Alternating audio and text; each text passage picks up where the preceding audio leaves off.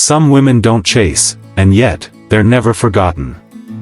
Their absence lingers like a scent on a pillow. A mystery too silent to solve, too powerful to escape. He doesn't understand why he thinks of her in the quiet hours. Why her stillness makes more noise in his mind than 1,000 voices ever could. She never raised her voice. Never begged. Never explained. But she broke something in him. Not with rage. With the unbearable weight of her mystery. The archetype appears, 054. She is not the woman who pleads to be loved. She is the one who sees. And the man. The man does not know what to do with a woman who sees him, truly, deeply, before he is ready to see himself. Jung called it the anima, the feminine within the masculine. The gateway to his soul, but also the mirror to his shadow.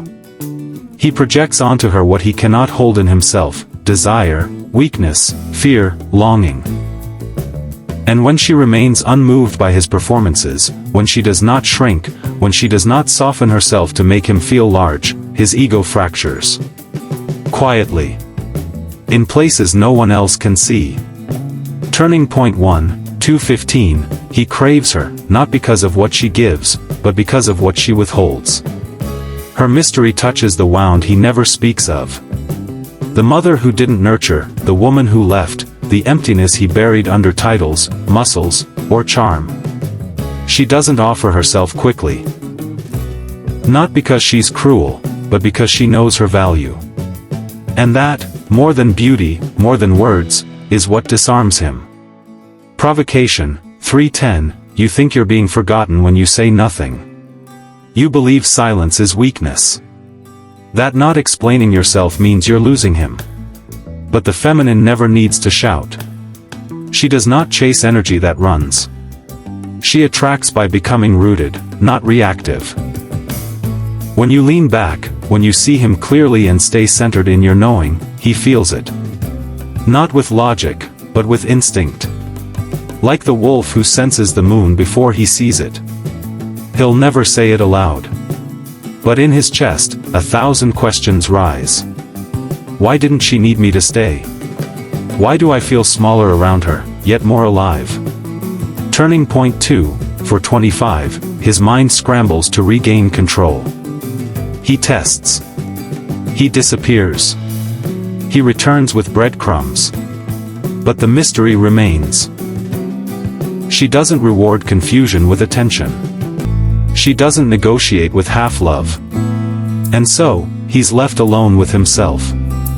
With his ego collapsing under the quiet truth, he has met a woman he cannot dominate, nor define. A woman who is not reacting to him, but reflecting him. Shadow work meets seduction, 522, in her, he meets the sacred feminine. Not the pleaser, not the performer, but the mirror of everything he represses. His desire for control. His fear of intimacy. His hunger for love and his terror of receiving it. She is both his dream and his undoing. Not because she plays games, but because she refuses to play small. She is the chaos his order cannot tame. The calm his storms cannot shake. And so, his ego fights. He may call her cold. Detached. Unfeeling. But beneath the noise, he knows, she is simply no longer available for illusions. Turning point 3, 640, she walks away, not with anger, but with grace. No slammed doors. No desperate texts. Just the unbearable echo of her absence. A silence so complete it makes him feel like a ghost in his own life. And in that silence, something stirs. Maybe, he begins to look inward. Maybe not. But the seed is planted. The woman who didn't try to fix him, who didn't dance for his affection, is the one who awakened him. Liberation close, 730, some women break the ego, not to destroy, but to reveal.